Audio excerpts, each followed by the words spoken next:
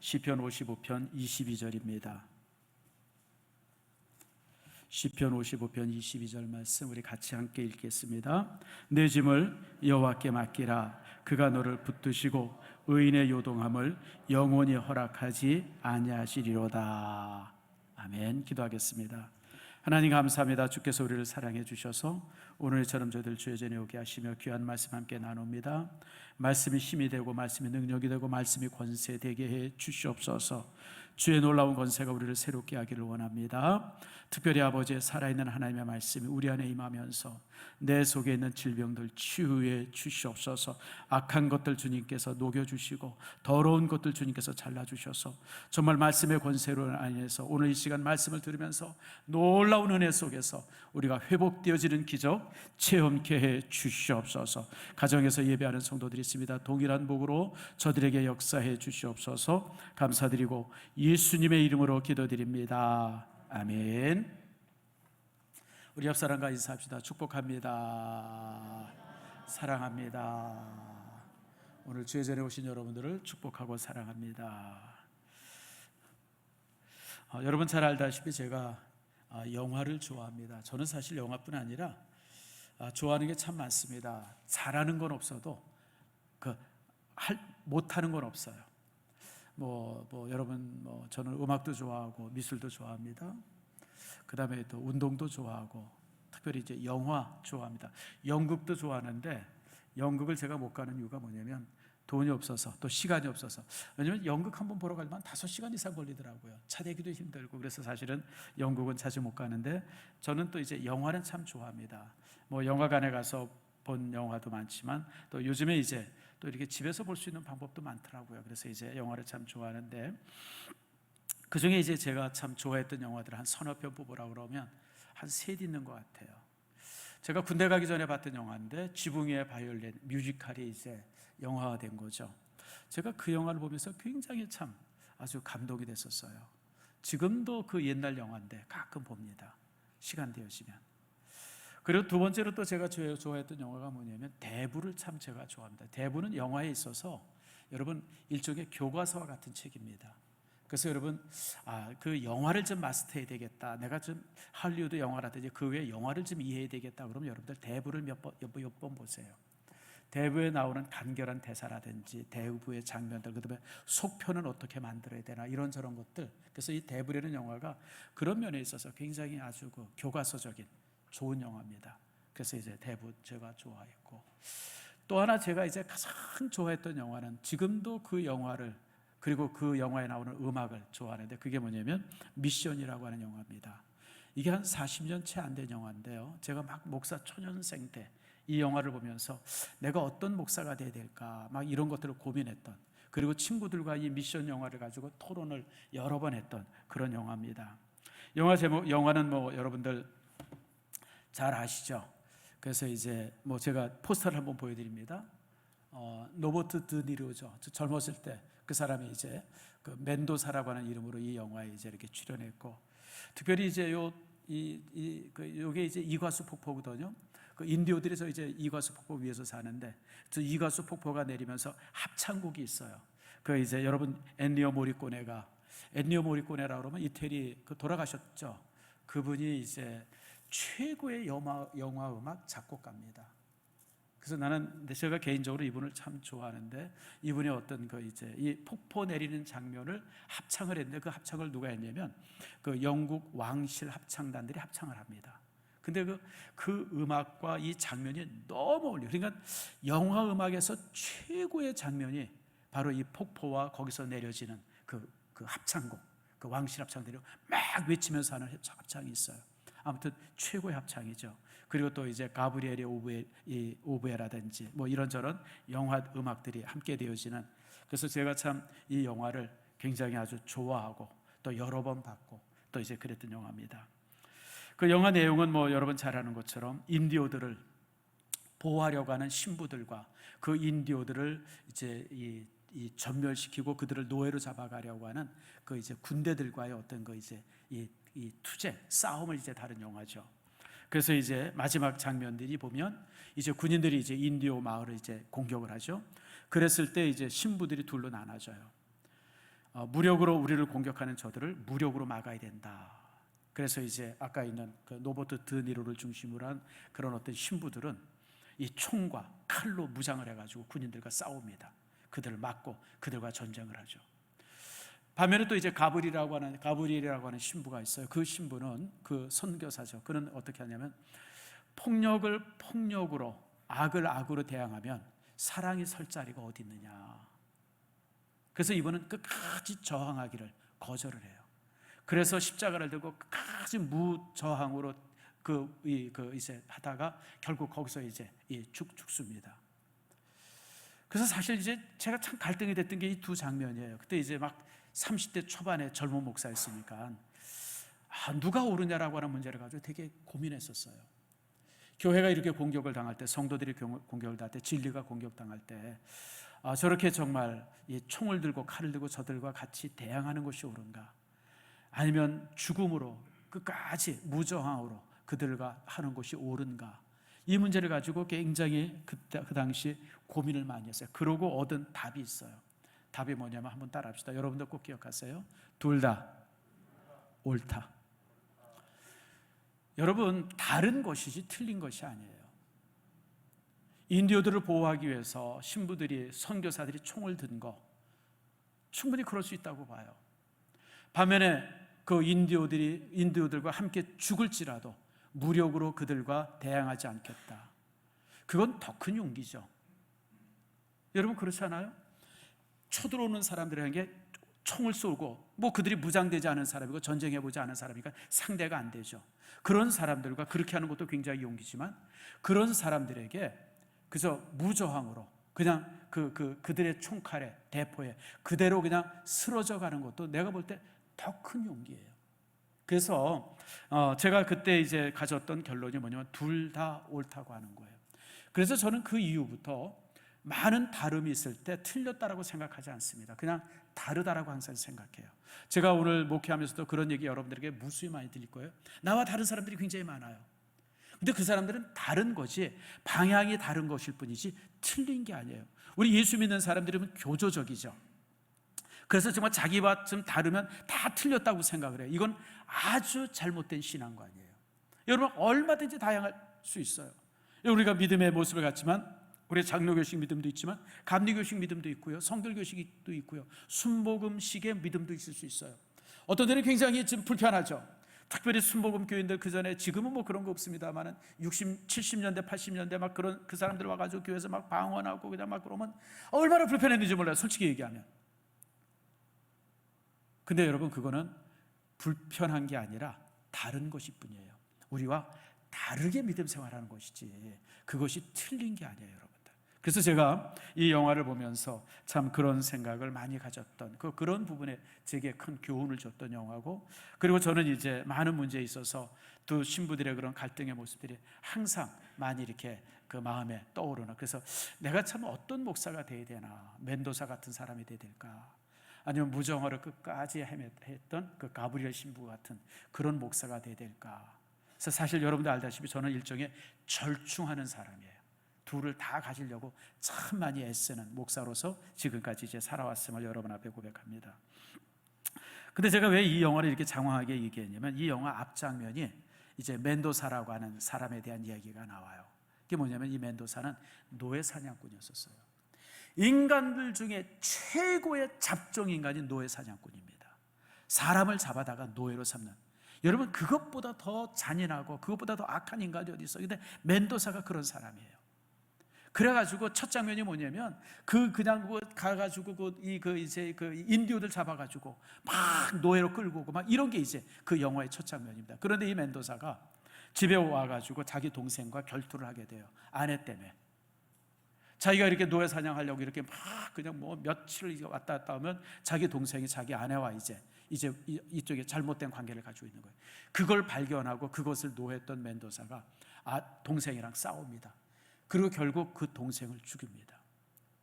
정말 그 동생은 자기 아내보다 더 사랑했던 동생인데, 정말 사랑했던 동생인데 그 분노 때문에 동생을 죽이게 된 거예요. 그러니까 이 멘도사가 견딜 수 없어요.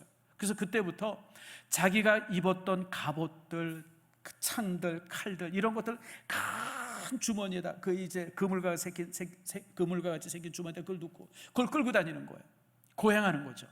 그래가지고 그것을 짊어지고 폭포로 올라가고 내려가고 그것을 끌고 다니면서, 근데 여러분 아무리 고행한다고 해서 그 짐이 벗겨집니까? 여러분 그 무기들을, 그 갑옷을 들고 그냥 수천리 걸어간다고 해서, 수만리 높은 데 이 기어 올라간다고 해서 여러분 동생을 죽인 그 짐이 벗겨집니까? 그걸 그렇게 고통스러워하는 그런 장면이 있죠. 사실 이 장면은 제2의 성경이라고 일컫는 철로 역정의 한 장면이기도 합니다. 혹시 여러분들 중에서 철로 역정이라고 하는 책 읽어보셨습니까? 읽어보신 분 한번 손 들어보세요. 이게 만화로도 있고요, 그게 또 이렇게 아주 작게 쓰여져 있고, 그래서 만화로 봐도 되고 영화로도 봐도 되고, 영화로도 이게 만화 영화로도 나오고 그냥 일반 영화로도 나온 거예요. 근데 여러분 이 성경을 가장 잘 표현한 소설이 철로 역정입니다. 저도 사실 이제 이 책을 여러 번 읽기도 하고 보기도 하고 또 영화로도 보고 그랬는데요, 이 철로 역정에 보면 기독도라고 하는 사람이 어떤 죄의 짐을 짊어지고, 그리고 이제 순례길을 이제 출발하는 장면이 나옵니다. 이런 장면이죠. 요거는 이제 사파인데 철로 역정 처음에 나올 때 그 번연이 쓴 그 이제 철로 역정에 이 그려진 사파입니다. 저 짐을 지고 성경을 들고, 그리고 이 짐을 벗기 위해서 이렇게 그냥 철로 역정, 하늘을 향해서 가는 길의 여정이라는 뜻이죠. 거기죠. 여러분 사람들은 이렇게 모두가 멀쩡하게 사는 것 같은데 큰 짐을 짊어지고 산다는 거예요. 그게 인간이에요. 여러분 지금 이렇게 내가 짐이 어디 있나 보지만 실제 굉장히 큰 짐이 있어요. 굉장히 짐이 있습니다. 그것이 어떤 그 이제 인생의 짐들이죠. 그래서 사람은 태어나면서부터 이런 짐을 지고 태어난다고 하는 거예요. 그래서 많은 사람들이 이 짐으로부터 이제 벗어나기 위해서 나름대로 이제 이제 방법을 찾죠. 뭐 취미 생활 한다든지, 사교 활동을 한다든지, 뭐 여행이나 등산을 한다든지, 무슨 뭐 에어로빅을 한다든지, 이게 뭐냐면 이 짐에서 벗어나고자 하는 거예요. 그것이 이제 요즘에 이제 쓰여지는 단어인데 웰빙이라고 하는 단어가 그런 단어입니다. 웰빙은 뭐 잘 먹고 잘 살자가 아니에요. 이런 스트레스로부터 벗어나면서 행복하게 살자는 게 이제 웰빙입니다. 근데 여러분 여행한다고 해서, 산에 올라갔다 내려온다고 해서, 뭐 그런다고 해서 이 짐이 벗겨집니까? 여전히 짐은 그 자리에 그대로 있죠. 그러다 보니까 많은 사람들은 잊어버리려고 그래요. 그래서 잊어버리려고 하는 방법이 뭡니까? 환락에 빠진다든지, 어떤 술을 먹는다든지, 심지어는 마약까지 하는 사람들이 있어요. 그러나 여러분 마약을 먹고 그냥 이렇게 취해가지고 이런다고 해서 짐이 벗겨지는 건 아니죠. 짐을 잊을 수는 있지만 그 짐은 여전히 내게 있다고 하는 거예요. 그게 이제 인생의 모습이죠. 그래서 여러분 참 인생의 짐이라고 하는 것이 참 크든지 작든지 모두에게 있다고 하는 사실, 여러분 다시 한번 기억하세요. 한 3주 된 것 같아요. 그 어떤 재벌이죠. 우리나라에서 제일 큰 기업의 이제 오너가 이제 이 투자 계획을 이렇게 발표하면서 그가 이제 인터뷰하는데 그런 얘기를 해요. 이제 목숨을 걸고 우리가 이제 한다. 그랬을 때 많은 기자들이 깜짝 놀랐어요. 왜냐하면 그분은 감옥에 가든지 뭐 이런저런 일이 있어서 절대 말을 되게 아끼는 분이고, 그리고 과격한 단어를 한 번도 사용하는 걸 못 봤어요.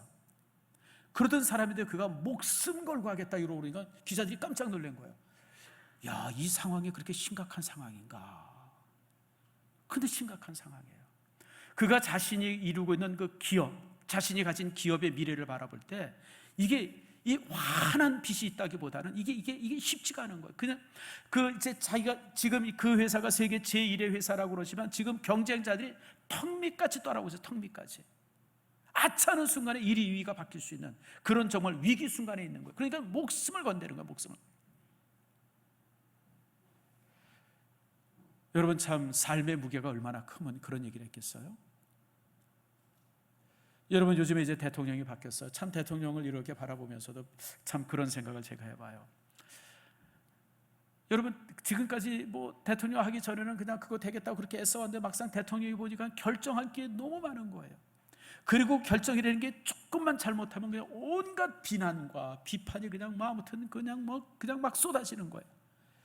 좌불안석이죠. 심지어는 대통령 방에서 아내랑 사진 찍은 거 한번 나왔다고 그냥 난리예요. 별 웃기는 놈들 다 봤어요. 아니, 아내가 내 사무실 와서 사진 같이 찍는 그게 왜 문제가 돼요?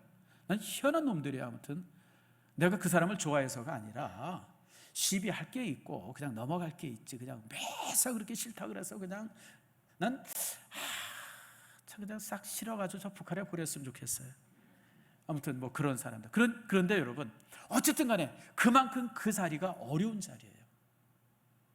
그래서 저는요 TV나 방송이나 이런 걸 이렇게 보면서 그런 분들이 이렇게 나오고 그럴 때마다 참 안쓰러워요. 얼마나 힘들까. 그리고 저는요 솔직히 재벌이 되거나 무슨 뭐 대통령이 되거나 초대형교회 목사 되고 싶은 생각은 제가 솔직하게 얘기해 손톱만큼도 없어요. 왜 없냐면 나는 그 짐을 짊어질 자신이 없어요. 내가 정말 우리 교회 요 정도 교회를 이렇게 그리고 요 정도 성도들을 이끌어가는데도 여기에 수없이 많은 결정이 있고 여기에 주일마다 하는 설교도 이렇게 힘들어 죽겠는데 내가 더 큰 교회를 담당하고 더 큰 일들을 결정하고 여러분 나는 자신이 없어요. 그래서 저는 주님 나는 요것에 만족합니다. 그래서 주님 이 정도 나는 괜찮습니다. 이제 그런 생각을 합니다. 여러분 아마 이제 여러분들도 마찬가지일 거예요. 여러분들 크게 성공하고 싶죠. 여러분 사업도 커지고 싶고 이런 것처럼. 근데 여러분 그 커지는 것만큼 여러분이 가지고 있는 삶의 무게가 얼마나 클지 여러분 상상해 보셨어요? 여러분 한 사람의 결정으로 해서 수만 명의 사람들이 목숨이 왔다 갔다 한다 할 때 말은 쉽죠. 얘기는 쉬워요. 그러나 그 결정에 있어서 잘못된 결정을 한번 하게 되면 저번 지금 소련의 푸틴 같은 사람이 그랬잖아요. 쉽게 끝날 줄 알고 전쟁을 일으켰는데 이제는 전쟁을 계속할 수도 없고 전쟁에서 빠질 수도 없는 상황이 돼버렸어요. 빠지자니 창피하고 계속하자니 이게 감당이 안 되는 거예요. 그래서 내가 푸틴 이렇게 볼 때마다 저 사람 참 제대로 작가. 저 이제 수습을 어떻게 하려고 저러나. 여러분 사실은요 싸움하기 쉽고 뭔가 시비하기 좋고 남들과 이렇게 뭐 하기 좋아요. 여러분 시작은 쉬워요. 근데 문제는 뭐냐면요 이 빠져나오는 것이 결코 쉽지 않다고 하는 거예요. 특별히 전쟁 같은 거 싸움 같은 게 그렇습니다. 그래서 참 그런 걸 보면서 제가 참 쉽지 않은 그런 사람들의 모습을 보죠. 근데 여러분 푸틴만 그렇습니까? 지금 대통령만 그렇습니까? 재벌만 그렇습니까? 우리들도 동일하죠. 우리 성경 말씀 하나 볼까요? 민수기 11장 11절입니다. 자, 우리 한번 같이 읽읍시다. 시작. 여호와께 여짜오되 주께서 어찌하여 종을 괴롭게 하시나이까? 어찌하여 나로 주의 목전에 은혜를 있게 하시고 이 모든 백성을 내게 맡기사 나로 그 짐을 지게 하시나이까? 자, 한 사람이 지금 기도하고 있어요. 하나님께 뭐라고 기도하냐면 하나님 왜 나를 괴롭힙니까? 왜 나를 이렇게 괴롭힙니까? 나를 주의 목전에서 은혜를 입게 아니하시고 은혜를 입지 않게 한다는 거예요.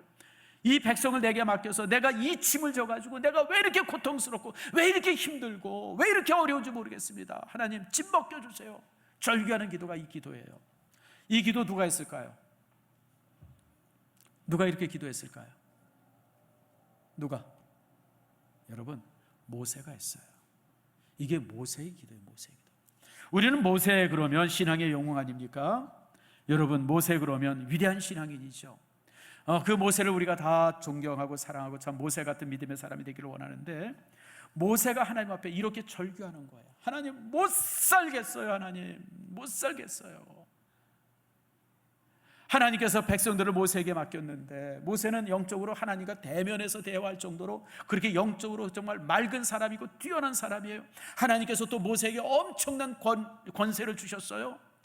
그런데도 불구하고 모세는 하나님과 그 백성 그 틈 사이에 껴가지고 너무너무 힘든 거예요. 하나님의 그 진노하심을 막아야 되고 백성들의 반역을 막아야 되고 그냥 너무너무 힘든 거예요. 그러니까 하나님 나 못 살겠어요.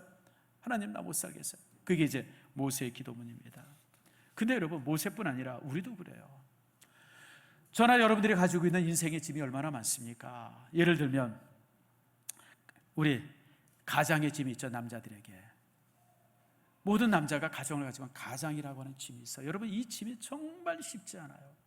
내 가족을 지켜야 되고 내 자가족을 붙들어야 되고 내 가정이 쓸 수 있는 물질들을 내가 가져와야 돼요. 가장의 임무가 그거예요. 예전 원시대 때는 그랬어요. 가장이 되면 아침 일찍 일어나서 이만한 막대기 하나 들고 돌덩어리 하나 들고 나가서 하루 헤매고 저녁에 뭐 가지고 들어와야 돼요? 토끼라도 한 마리 잡아가지고 들어와야 되는 거예요. 그거 안 들어오면 그게 가장이 아니에요. 온 식구가 바라보고 있으니까.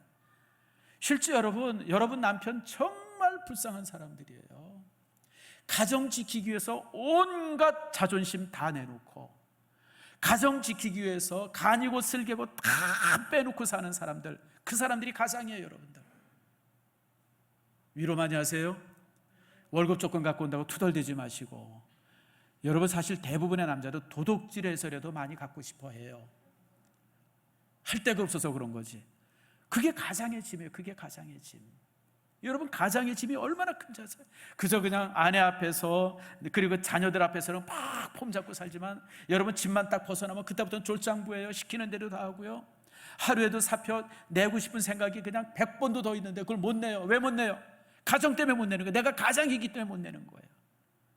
가장의 짐이 그만큼 커요. 그러니까 이런 짐들이 많으면 벗어나려고 그러죠. 도망치려고 그러죠. 그 사업하는 집사님들이 종종 그러잖아. 뭐 이러고 저러고 그러다. 목사님 그냥 시골 내려가서 농사나 지으려고 그래요. 근데 여러분 실제 농사 짓고 싶은 게 아니에요. 농사는 아무나 짓습니까? 제가 여러분 농사 한번 지어봤는데 작년에 우리 그 장항동 그쪽에 한 세 평은 뭐예요? 한 평도 안 되는 것 같은데 요거 반만한 데다 제가 감자랑 고구마 심어봤는데요. 힘든 것까지 내가 하겠어요.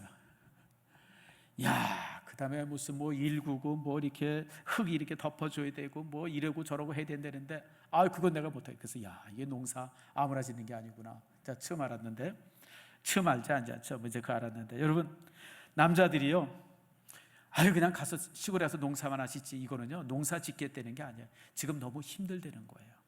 그런 얘기할 때마다 아내들 위로 많이 하시기를 축복합니다. 여러분 그 짐, 여러분 그걸 이해해줘야 돼요. 아내는 또 안 그렇습니까? 남편이 가져다 주는 그 코딱지만한 그 물질 가지고 먹고 살아야죠. 애들 교육해야죠. 또 애들 잘못하면 그냥 남편이 그냥 막 야단치니까 그 애들 또 보호해야죠.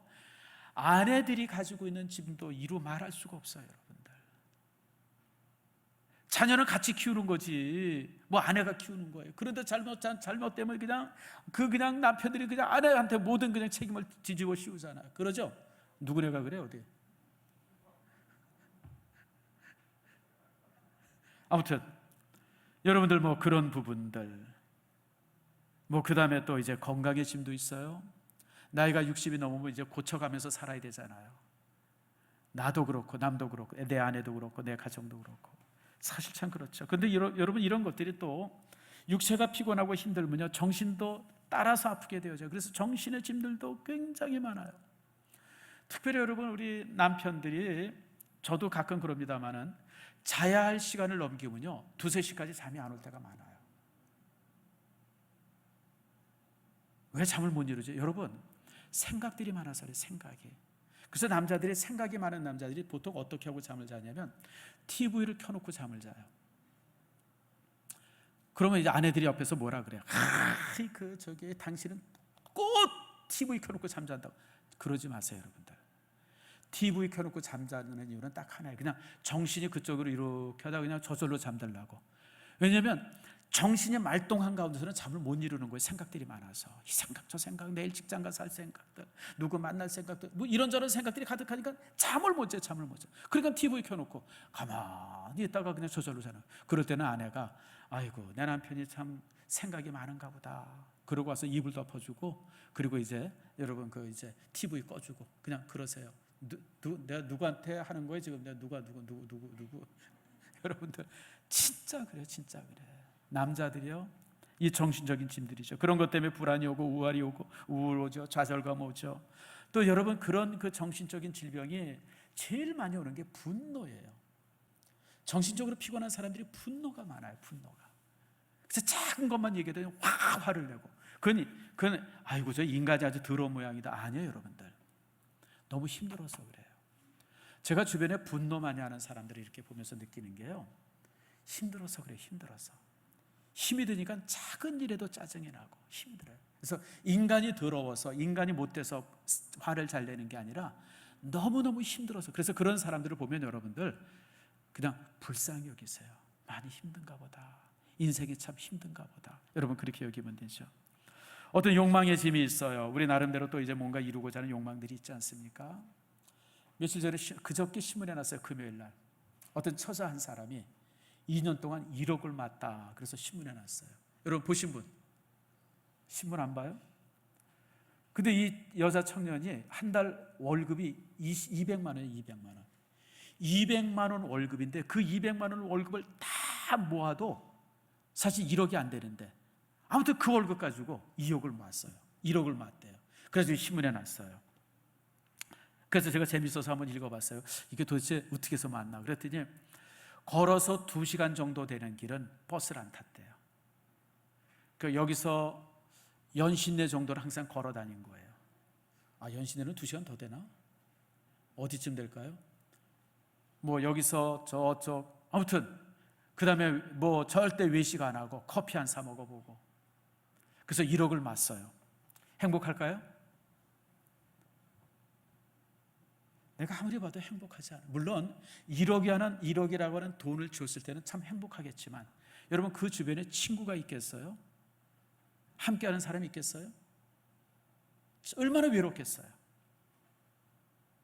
그리고 얼마나 구질구질하겠어요? 뭐 화장도 안 한대요. 누가 보겠어요? 미장원에도 안 갔대요. 누가 쳐다보겠어요, 여러분들?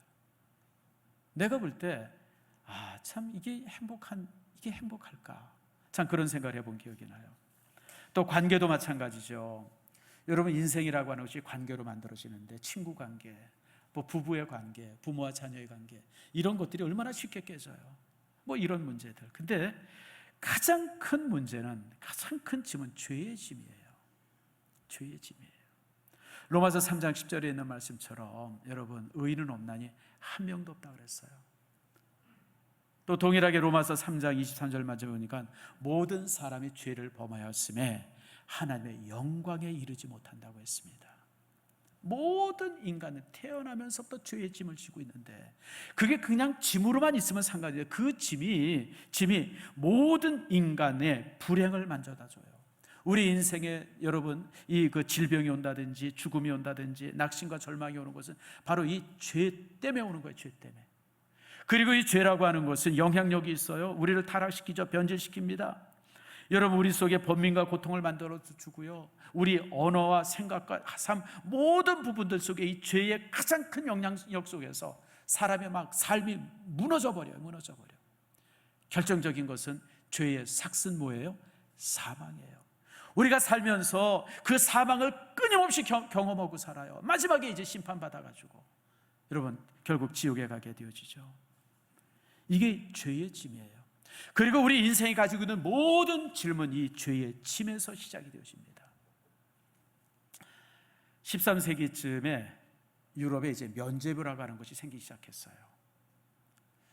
뭐냐면 이제 사람들이 죄를 짓고 그런데 어떤 고행이라든지 이런 걸 통해서 일정한 양이 있으면 교회가 이제 네 죄가 사해졌다라고 이제 이렇게 선언해요. 이게 면죄부입니다. 그 13세기, 14세기 때 이게 제일 많이 됐던 게 이제 십자군 운동이었었어요.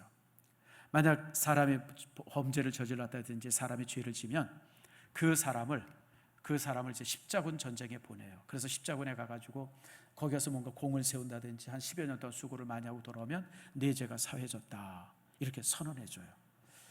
그래서 여러분 이런 면죄부가 초기에는 뭐 그런 대로 그냥 그것도 필요하겠다 이해되는 그런 부분들 속에서 사용되어졌어요.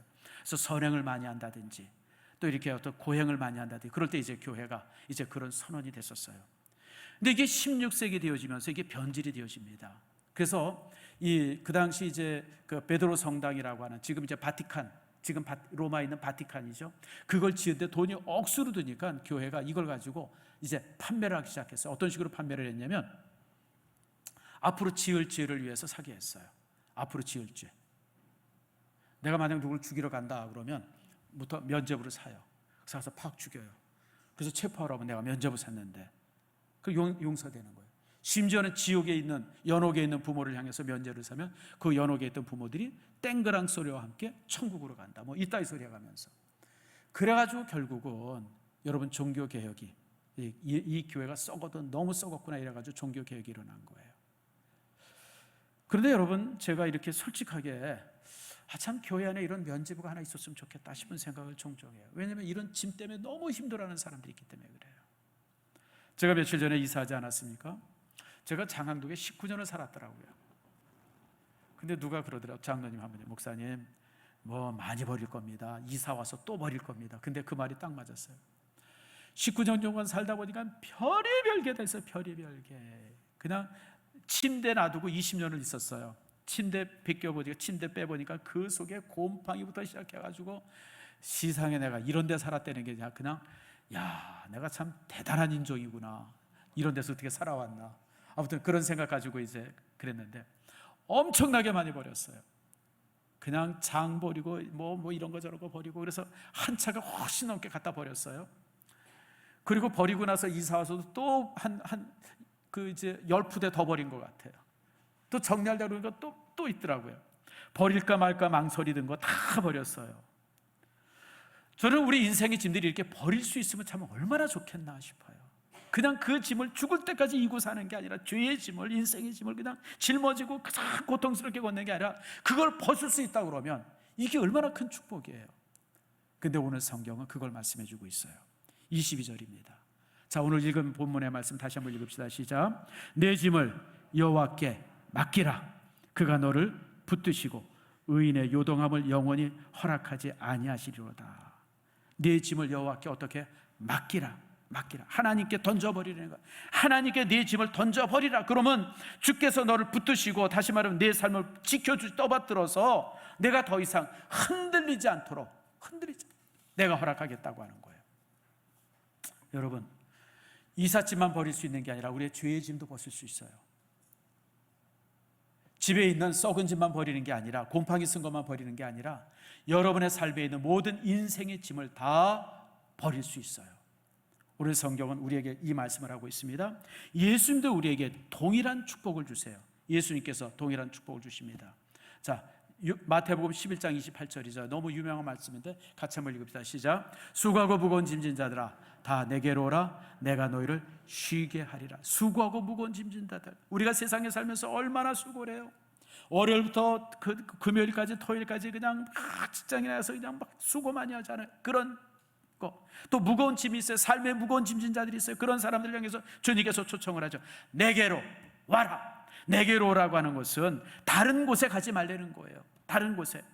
힘들다고 술집 가고, 힘들다고 여행 가고, 힘들다고 점치러 가고, 힘들다고 구타러 가고, 힘들다고 그러지 말라는 거예요. 짐을 절게 해주고 짐을 덜어줄 수 있는 분은 예수님 한 분밖에 없는데, 다른 곳에서 짐을 벗으려고 애쓰지 말라는 거예요. 여러분, 십자가 앞에는 우리가 맡기지 못할 짐이 없어요. 우리가 어떤 짐을 지고 있을지라도 주님은 그 모든 짐을 주님께서는 맡아주세요. 여러분, 예수님께서 십자가에 못 박히실 때 좌우에 강도들이 있었어요. 이 좌우의 강도들은 평생 동안 강도질, 도둑질, 남 때리고 죽이고 이런 것만 하던 사람들이에요. 그래서 이제 십자가에 못 박히게 된 거예요. 그런데 한쪽 편 강도가 뭐라 그럽니까? 용서해 달라는 얘기를 못해요. 아니, 벼룩도 낯짝이 있지, 평생 그렇게 살고 어떻게 용서해 달라고 그러겠어요? 그러니까 용서해 달라는 얘기를 못하고 그냥 약하게 한마디만 하죠. 주여, 나를 기억해 주시옵소서. 기억만 해달라요. 기억만. 용서해 달라는 얘기를 못해요. 그런데 예수님께서는 기억만 해달라고 한 그를 향해서 뭐라고 대답하십니까? 내가 오늘 나와 함께 낙원에 있으리라. 기억하는 게 아니라 용서하겠다고 선언하세요. 주님의 십자가 앞에는 용서 못할 죄가 없고 내려놓을 수 없는 짐이 없어요. 우리가 아무리 큰 죄를 짓는다 할지라도, 태산 같은 죄라도 주님께서는 용서하시고, 태산 같은 짐이라도 주님께서는 받아주신다. 그게 십자가 사건입니다. 그런데 그럴 수 있는 이유가 있어요. 왜 주님께서는 모든 것을 용서하시느냐? 마태복음 11장 29절과 30절 이렇게 말합니다. 같이 한번 읽읍시다. 나는 마음이 온유하고 겸손하니 나의 멍에를 메고 내게 배우라. 그러면 너희 마음이 쉼을 얻으리니 이는 내 멍에는 쉽고 내 짐은 가벼움이라. 오늘 예수님께서 선언합니다. 나는 마음이 어떻게 해요? 온유하고 어떻게 해요? 겸손하니. 무슨 얘기냐면 예수님은 까다롭지 않아요. 예수님은 매몰차지 않아요. 우리가 어떤 죄의 짐을 가져왔을 때, 야, 이거 아주 진짜 나쁜 놈이네. 여러분, 주님께서 그러지 않아요. 여러분들, 세상 사람들은 다 비난하고 손가락질하는 죄를 할지라도 예수님께 가져오면 그래 됐어, 그래 됐어, 그러고 다 받아주신다는 거예요. 주님의 십자가는 모든 죄를 사하세요. 내가 과거에 지은 죄뿐 아니라 지금 지은 죄, 그리고 미래에 지을 죄까지도 주님께서는 다 짊어지신다고 하는 겁니다. 자, 그런데 오늘 그 다음 말씀이 중요해요. 나는 마음이 온유하고 겸손하니, 따라합시다. 나의 멍에를 메고. 예수님께서 내 멍에를 메라라고 말씀하세요. 이게 뭔 소리예요? 아니, 지금 우리가 힘든 멍에를 벗으러 왔는데 주님께서는 내 멍에를 메라고 그래요. 멍에를 메라고. 이게 무슨 뜻이냐면, 이게 그 당시 이제 유대 민족의 그 이제 상황을 알아야 돼요. 우리는 여러분 농사 져 보셨죠? 옛날에 이제 밭 갈고 농 갈고 그럴 때 소 한 마리면 됐잖아요. 우리는 소 두 마리 안 써요. 왜냐하면 땅이 좋아서 그래요. 아무리 그 이 땅이 거칠어도요, 소 한 마리 가지고 논도 밭도 뭐 다 갈아요. 쟁기질 다 하잖아요. 근데 유대 땅은 그러지 않았어요. 유대 땅은요, 이게 돌 땅이야. 돌밭. 그러니까 소 한 마리 가지고는 쟁기질을 못해요. 그래서 보통 두 마리, 세 마리를 가지고 써요. 근데 어떻게 쓰냐면, 소가 있으면, 큰 소, 힘센 소가 한 마리 딱 있으면 그 옆에 약한 소를 이렇게 같이 매달아요. 그래서 같이 가게 해요. 같이 가게.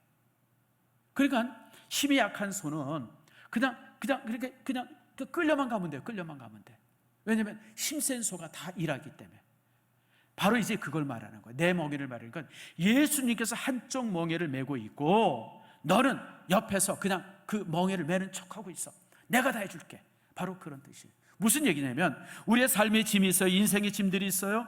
그러면 그 짐이 예수님께 맡기면 짐이 사라지는 게 아니에요. 없어지는 게 아니에요. 그 짐은 여전히 있어요. 그런데 그 짐의 주인이 누구냐면 예수님이 된다고 하는 거예요. 여러분이 사업하세요. 사업이 힘들어요? 그러면 여러분들이 그 사업의 짐을 가지고 지금까지 그냥 죽기 살기로 일해왔는데, 주님 앞에 그 짐을 맡기면 이제 그 짐의 주인이 예수님이 되신다는 거예요. 주님께서 여러분의 사업을 관장해 주신다는 거예요. 여러분의 건강도 마찬가지고 여러분의 가정도 마찬가지입니다. 주님께서 대신 져 주시겠다고 하는 거예요. 지금까지는 내가 낑낑대면서 내가 내 짐을 가지고 갔는데, 이제부터는 주님께서 내 가장으로서의 짐, 주부의 짐, 공부의 짐들, 사업의 짐들, 여러분 건강의 짐들, 모든 인생의 짐들을 예수님께서 지어주시고 우리는 따라만 가면 돼요. 따라만 가면 돼요. 이번에 제가 이사하면서 크게 깨달은 게 하나가 있어요. 여러분, 몽고 사람들 힘 세대요. 이게 옷박스 같은 거 이렇게 하나 마련하면 내가 들어보려니까 이게 안 들려요. 근데 몽고 사람이 오니까요, 번쩍번쩍 들어요. 야, 그 친구랑 뭐 짐을 나르면요, 나는 그냥 끌려가는 거예요. 끌려가는 거. 그냥 알아서 다 끌고 가더라고요. 내가 그래서 그거 보면서, 야, 몽고 사람들 힘 세구나. 근데 내가 알았어요. 여러분, 주님께서 그렇게 해주시겠다는 거예요. 내가 한쪽 들어줄 테니까 너는 붙들고 따라오기만 해. 이게 바로 내 멍에를 메리는 거예요. 여러분, 지금까지는 우리가 어떤 짐이 있으면 그 짐을 그냥 양쪽으로 지고 우리가 끙끙거리고 있는데, 잠깐 있어. 그리고 예수님께서 한쪽을 딱 들어주시는 거예요. 너 그쪽 들고 있어. 그래서 주님께서 번쩍 들고 끌고 가니까 우리는 그냥 끌려만 가면 돼요. 끌려만 가면 돼. 여러분, 사업도 그렇고 직장도 그렇고 가장도 그렇고 모든 것들이 주께 맡기면서 주님을 영접할 때 주님께서는 그렇게 짐져 주신다고 하는 것 여러분 기억하세요. 그래서 시인은 이렇게 주 앞에 고백을 합니다. 시편 68편 19절인데 같이 읽습니다. 날마다 우리 짐을 지시는 주 곧 우리 구원이신 하나님을 찬송할지로다. 하나님은 어떤 분인가? 날마다 우리의 짐을 지시는 분이에요. 날마다 매 순간순간마다. 그러므로 여러분들 저녁에 잠들 때에 여러분 그 일로 인해서 부담스러워하지 마시고 하나님 앞에 기도하세요. 주님, 내 모든 짐을 주께 맡깁니다. 주님께서 알아서 해주세요. 아침에 일어날 때도 내가 뭐 했는데 막 여러분 골치 썩히지 말고, 주님 오늘 이런 일이 있는데 주님께서 책임져 주세요. 여러분 그렇게 기도하길 바랍니다. 오늘 우리가 언급하면서 울었던 찬송들, 여러분 죄짐 맡은 우리 구주, 어찌 좋은 친구인지, 걱정 근심 무거운 짐 우리 주께 맡기세. 이것이 여러분의 믿음의 고백이 되기를 축복합니다. 마틴 루터가 그렇게 기도했다 그래요. 종교개혁을 일으켰던 마틴 루터는 살해의 위협에 얼마나 시달렸는지 몰라요. 왜냐하면 마틴 루터는 파문낸 사람이기 때문에 마틴 루터는 죽여도 살인죄가 안 돼요. 그러니까 천주교인들이 마틴 루터를 죽이려고 백방으로, 여러분 죽음의 위협뿐입니까? 사람들이 모함도 하죠, 위협도 하죠, 그리고 협박도 하죠. 그러면서 시달렸어요. 그럴 때 밤에 잠을 제대로 못 자게 되어지면 항상 창가로 나와서 이렇게 기도했다 그래요. 마틴 루터의 기도문입니다. 하나님, 이 세상이 제 겁니까? 이 세상이 하나님 것 아닙니까? 만약 하나님의 세상이고 하나님의 교회라면 그것들을 하나님이 돌보세요. 나는 지금 자라갑니다. 하나님 부탁합니다. 그러고 잤다 그래요. 여러분, 그래요. 정병갑이라고 하는 사람의 인생이 내 것이 아니고 하나님의 것입니다. 내가 나를 걱정할 필요가 없어요. 하나님의 것이라고 그러면 그래서 하나님 앞에 맡기고 살면 돼요. 일산 신성교회가 정병갑 목사라고 하는 사람의 교회가 아니라 하나님의 교회라고 그러면 그렇게 고민하고 그럴 필요가 없어요. 하나님이 알아서 해주시는 건데 그저 하나님께서 이끄시는 대로 나는 순종하고 따라가기만 하면 돼요. 아멘 하세요? 여러분의 가정도 마찬가지예요. 여러분의 사업도 마찬가지예요. 여러분의 가정이 하나님의 것이고 여러분의 사업이 하나님의 것임이 분명하다 그러면 여러분이 고민하지 마세요. 고민은 하나님이 하시면 돼요.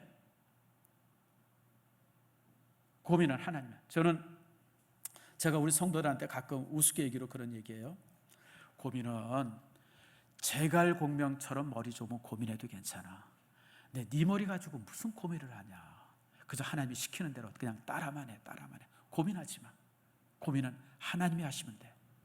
맞습니다, 여러분들. 고민은 하나님이 하시면 돼요.